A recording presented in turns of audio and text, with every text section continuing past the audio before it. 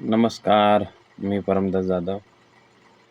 तर भारतीय हवामान खात्याने जे IMD हे भारताचे हवामान खाते आहे, त्याने दिलेल्या इशाऱ्यानुसार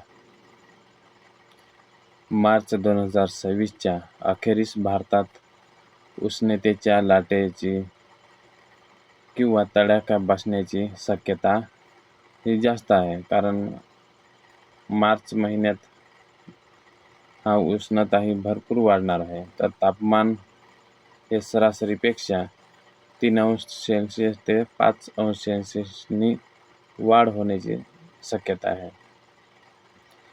तर याचा सध्या उत्तरेकडील राज्यांमध्ये जे गव्हाचे पीक आहे त्या कापणीच्या परिस्थितीत आहे.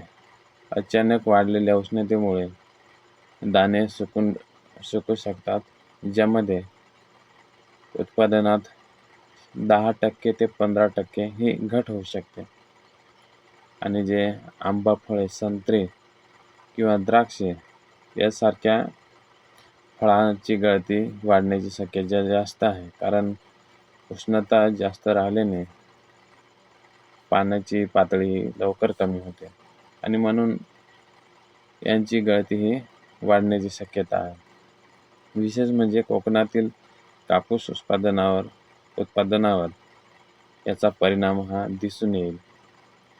तर उष्णतेमुळे पालेभाज्याचे उत्पादन कमी होऊन बाजारात आवक घटल्याने किमती ह्या वाढू शकतात.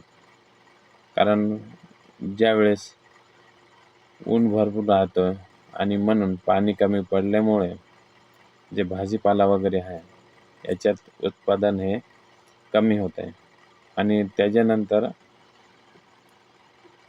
याच्यामध्ये भाव हा वाढत असतो आणि वाढत्या बाष्पीभवनामुळे धरणातील पाणीसाठा वेगाने कमी होईल. महाराष्ट्रातील मराठवाडा आणि विदर्भ तसेच दक्षिण भारतातील कर्नाटक आणि तमिळनाडू मध्ये पाणी कपातीचे संकट ओढवू शकते आणि ग्रामीण भागात विहिरी आणि कूपनलिका कोरड्या पडण्याची भीती असून टँकरने पाणी पुरवठा करण्याची वेळ लवकर येऊ शकते.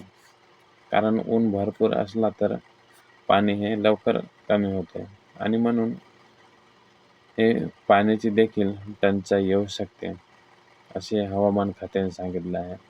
तर कूलर आणि ACच्या वाढत्या वापरामुळे विजेची मागणी वाढेल आणि ज्याचा परिणाम हा जलविद्युत प्रकल्पावर होईल.